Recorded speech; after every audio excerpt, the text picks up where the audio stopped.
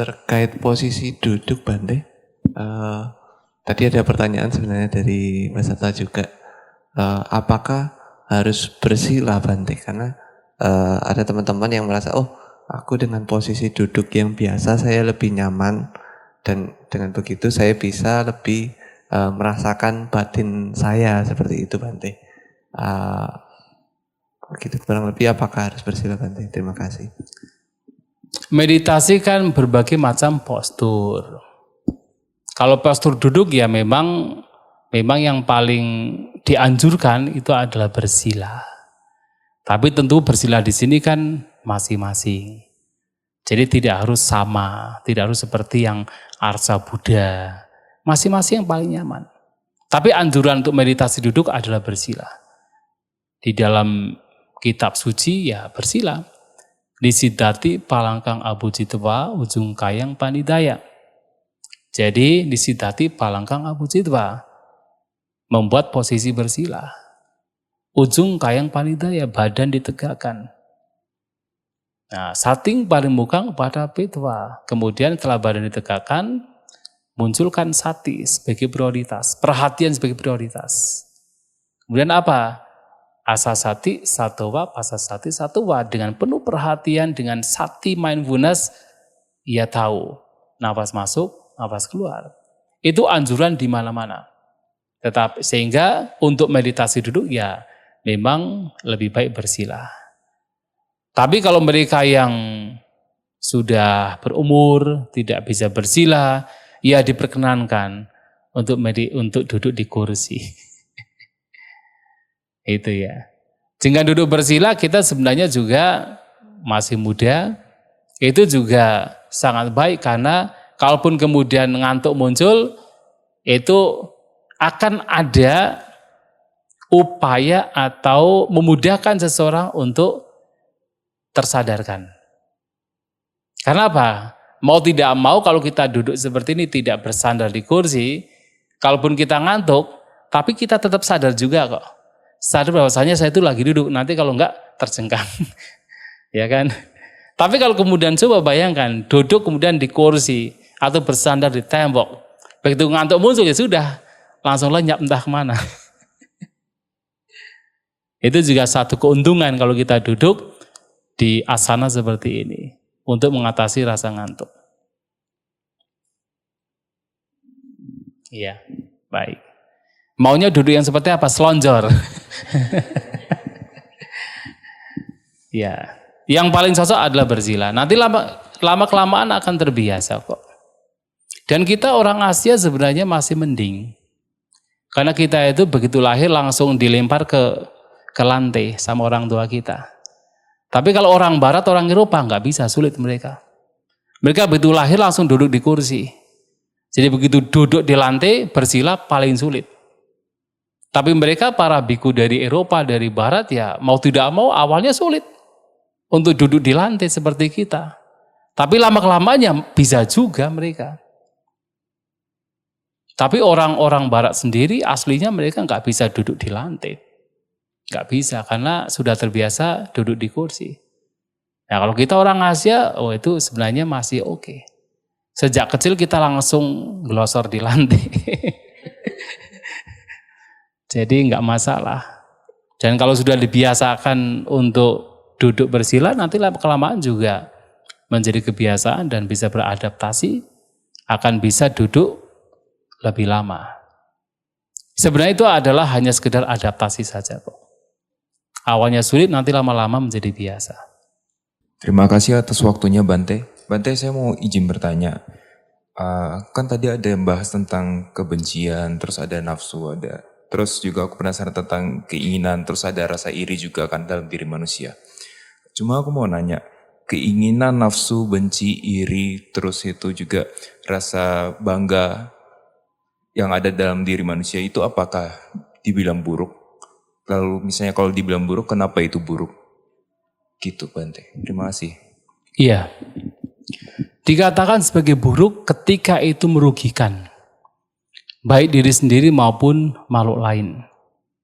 Dikatakan sebagai baik adalah ketika itu bermanfaat bagi diri sendiri dan juga makhluk lain.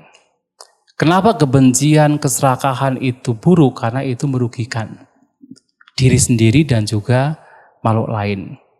Atas dasar kebencian kita bisa melakukan apa saja yang sifatnya adalah destruktif untuk diri sendiri dan juga makhluk lain. Dan itu merugikan. Dan karena keserakahan juga seseorang bisa melakukan apapun kejahatan yang sifatnya merugikan diri sendiri dan juga orang lain. Maka itulah kenapa dikatakan sebagai buruk. Tetapi tidak semua keinginan itu adalah buruk. Tidak semua. Ada keinginan-keinginan yang baik juga, yang itu mesti dikembangkan. Seperti apa? Anda punya keinginan untuk bermeditasi. Anda punya keinginan untuk bekerja. Anda punya keinginan untuk mengembangkan hal-hal yang baik. Itu semua adalah keinginan. Tapi karena itu sifatnya bermanfaat, tidak merugikan, itu baik. Nah, tinggal bagaimana kita melihat ke dalam batin kita, apakah kita melakukan sesuatu atas dasar semata keserakahan, atau memang itu kebutuhan dan itu baik untuk tidak hanya diri sendiri, tapi juga untuk makhluk lain. Nah, sehingga kadang orang berpikir begini, karena ketidaktahuan maka kemudian berpikir bahwa mencari kekayaan itu adalah tidak baik, itu kan bentuk keserakahan. Tidak demikian. Dia mencari kekayaan itu atas dasar memang kebutuhan dan juga mau digunakan untuk kebaikan atau sekedar untuk mengumpulkan dan itu atas dasar keserakahan. Kalau kemudian dia mencari kekayaan dan dia tahu persis dengan kekayaan dia bisa melakukan yang terbaik, untuk misalnya membantu, untuk berdana, untuk menghidupi anak istri, orang tua, untuk bisa banyak berbuat kebajikan, itu baik. Karena niatnya baik. Tapi kalau kemudian sudah didasari keserakahan, sekedar untuk mengumpulkan, dan itu bahaya. Karena kalau didasari oleh keserakahan, dia bisa melakukan apa saja, termasuk kejahatan yang merugikan makhluk lain, yang terpenting dirinya untung. Mau orang lain buntung tidak peduli. Itu kalau didasari atas keserakahan. Dan itu berbeda sekali. Ya makanya kan kalau kita perhatikan, kalau orang sudah serakah, walaupun kekayaannya itu sudah banyak sekali, tetap saja dia akan terus mencari dan sebenarnya tidak ada endingnya. Kan kalau kita perhatikan sekarang, orang kadang-kadang kita mendengar ada kasus korupsi gitu kan. Mereka bukan orang-orang miskin. Mereka orang-orang yang kaya tapi masih melakukan tindakan korupsi. Ya kan? Mengambil apa yang bukan haknya. Mencuri. Kenapa bisa melakukan demikian? Karena keserakahan. Nah, kalau sudah demikian, itu tentu tidak baik.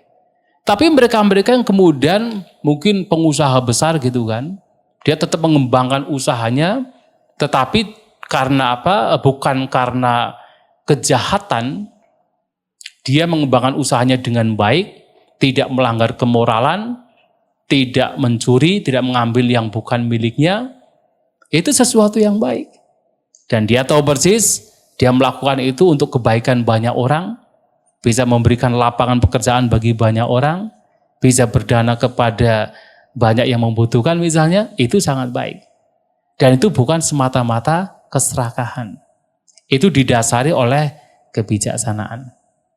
Maka ketika sesuatu membawa kepada kerugian, itu artinya pikiran yang buruk. Tapi kalau sesuatu membawa kepada kebaikan, itu pasti berdasar pada pikiran yang baik. Oke, berarti kesimpulannya tergantung niat awal dari orang itu melakukan. Niat awal, betul. Niatnya apa? Makanya kan dalam Buddhis, yang paling penting dalam kita melakukan perbuatan adalah cetana, niat. Cetanahang bikawi kamang wadami. Saya katakan bahwa niat itu adalah perbuatan. Artinya perbuatan baik dan buruk itu tergantung pada niat kita. Niat awalnya itu apa? Baik atau buruk. Kalau niat awalnya buruk, yaitu adalah kejahatan. Kalau niat awalnya baik, itu adalah kebaikan.